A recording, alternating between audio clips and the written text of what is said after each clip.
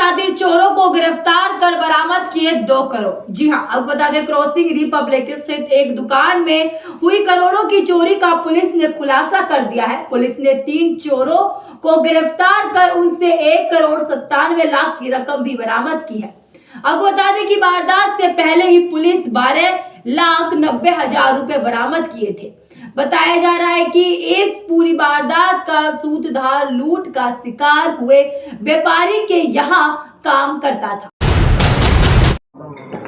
देखिए 9 फरवरी 2024 को थाना क्रॉसिंग रिपब्लिक की पीआरवी को सूचना प्राप्त होती है कि अजनारा सोसाइटी क्रॉसिंग रिपब्लिक में एक फ्लैट ऑब्लिक ऑफिस है जिसका गेट खुला हुआ है। इस पे जब पीआरवी पहुंचती है और थाना क्रॉसिंग रिपब्लिक की पुलिस जब पहुंचती है तो वहां पर उस ऑफिस ऑब्लिक फ्लैट में से इनको करीब 12,90,000 रुपये एक बैग में मिलते हैं।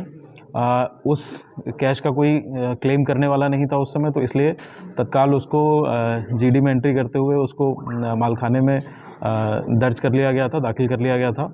इसके पश्चात 18 फरवरी को एक एप्लीकेंट के द्वारा ये सूचना दी जाती है कि ये ऑफिस मेरा है और यहाँ से करीब 22 लाख रुपए और कुछ ज्वेलरी जो है वो चोरी हुई है।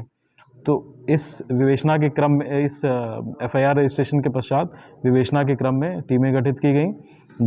जितने भी सीसीटीवी फुटेज थे वो देखा गया, सीडीआर इत्यादि का जब एनालिसिस किया गया तो घटना इस प्रकार से पाई गई कि जो वादी हैं विकास, उनके यहाँ के ही 2 वर्कर्स जो उनके ड्राइवर ऑब्लिक कुक हैं, अतुल पांडे और अरुण, इनके द्वारा इस ऑफिस की, इस फ्लैट की डुप्लीकेट चाबी बनवाई गई और उसके बाद 2 लोग, बंटी जो कि अतुल पांडे का दामाद है और बंटी का मित्र सुनील, इनके द्वारा ये चोरी की घटना कारित की गई जो कि सीसीटीवी फुटेज में भी क्लियर है। और उन्होंने अपना आइडेंटिटी छिपाने के लिए मास्क लगाया हुआ है और हेलमेट लगाया हुआ है।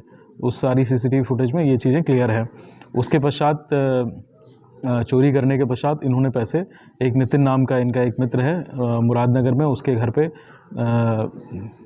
करीब 1 करोड़ 97 लाख रुपए उसके घर पे रख दिए थे, जो कि नितिन के यहाँ से बरामद हुए हैं।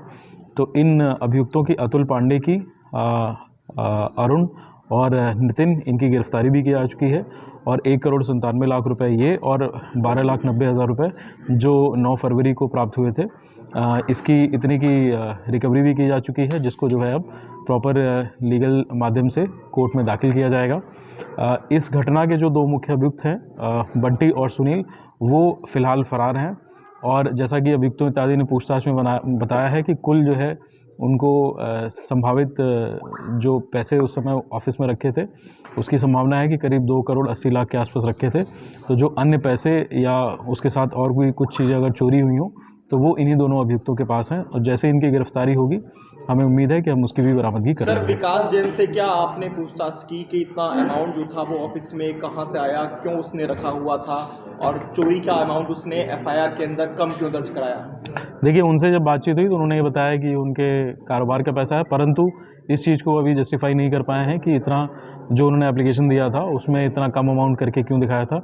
बाकी हम ये सारी जितनी भी रिकवरी हुई है वो हम कोर्ट में दाखिल कर देंगे और अब ये अपने लीगल चैनल के माध्यम से अभी प्रूफ करना उनका काम है कि वो कोर्ट में क्या दस्तावेज प्रस्तुत कर पाते हैं। उन्होंने सर बताया पुलिस को, क्या विकास जैन के खिलाफ भी कार्रवाई की जाएगी? देखिए, जो भी ये रिकवरी इत्यादि हुई है इसके संबंध में जो कंसर्न डिपार्टमेंट्स हैं, आईटी, इनकम टैक्स डिपार्टमेंट इत्यादि, उनको भी सूचना दी जा रही है और उसके अनुरूप जो भी कार्रवाई अपेक्षित है वो की जाएगी।